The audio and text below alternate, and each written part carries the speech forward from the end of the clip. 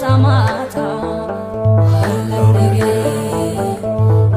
ነገር እግዚአብሔር እንዲያብዝቶ ዝም ካለ ከሳሽ ሆይ ደስ አይበል ቢመሽም